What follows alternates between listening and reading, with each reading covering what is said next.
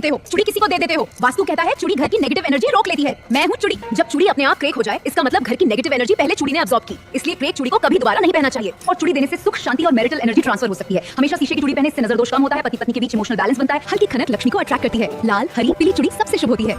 क्या आप बिछिया नहीं पहनते? क्या आपकी बिछिया खो जाती है? तो संभल जाओ, मैं हूँ बिछिया।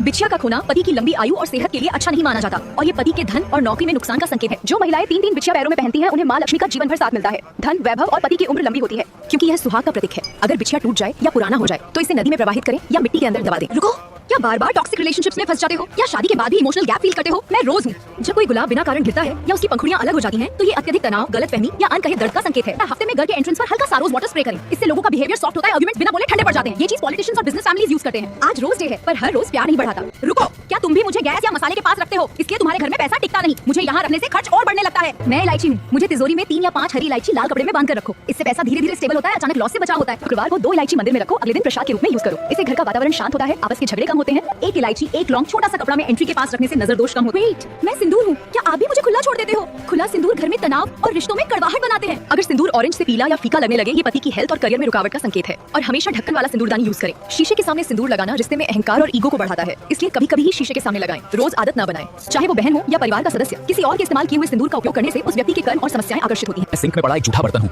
रात भर यहीं रह जाता हूँ और सुबह तुम सोचते हो घर में बिना वजह टेंशन और रुकावट क्यों है। वास्तु शास्त्र के मुताबिक रात को सिंक में पड़े जूठे बर्तन नेगेटिव एनर्जी को रोक कर रखते हैं, जो रात भर धीरे धीरे पूरे घर के माहौल को भारी बना देते हैं। मेरी वजह से सुबह मन भारी रहता है, बातों में चिढ़ होती है, इसलिए सोने से पहले मुझे सिर्फ पानी से धो दो। ये छोटी सी आदत घर में शांति, सुख और पॉजिटिविटी लाती है। तुम्हारे हाथ में जो फील हो रहा है, ये सिर्फ धागा नहीं, ये तुम्हारे कर्म का इनविजिबल प्रूफ है।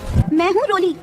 जब रोली या कलावा खुद ही लूज हो तो माना जाता है कि बंधन खुल रहे हैं। रुकावट, कर्ज, टेंशन या नेगेटिव प्रभाव कम हो रहे हैं। भाग्य का फ्लो ओपन हो रहा है। अच्छी खबर आने वाली है। लूज हुई रोली को दोबारा टाइट ना करें, इससे बुरी ऊर्जा वापस बन जाती है। इसीलिए पुरानी रोली को मंदिर या पीपल के नीचे छोड़ना बेहतर माना जाता है। मैं महादेव को अत्यंत प्रिय हूँ। मुझे बेलपत्र कहते हैं। मुझे शिवलिंग पर चढ़ाने से ब्रह्मा, विष्णु, महेश का आशीर्वाद मिलता है और पाप नष्ट होते हैं। बेलपत्र हमेशा 3 पत्तियों वाला होना चाहिए, जो टूटा फूटा न हो। बेलपत्र का चिकना हिस्सा शिवलिंग की ओर होना चाहिए और डंडी को अपनी ओर रखें, फिर ओम नमः शिवाय कहते हुए अर्पित करें। विवाह के लिए 11 या 21 बेलपत्र चंदन लगाकर सोमवार को लगातार चढ़ाने से विवाह में आ रही बाधाएं दूर होती हैं और योग्य जीवन साथी मिलता है। यदि नए बेलपत्र उपलब्ध न हो तो पहले से शिवलिंग पर चढ़े हुए बेलपत्र को धोकर दोबारा चढ़ाया जा सकता है।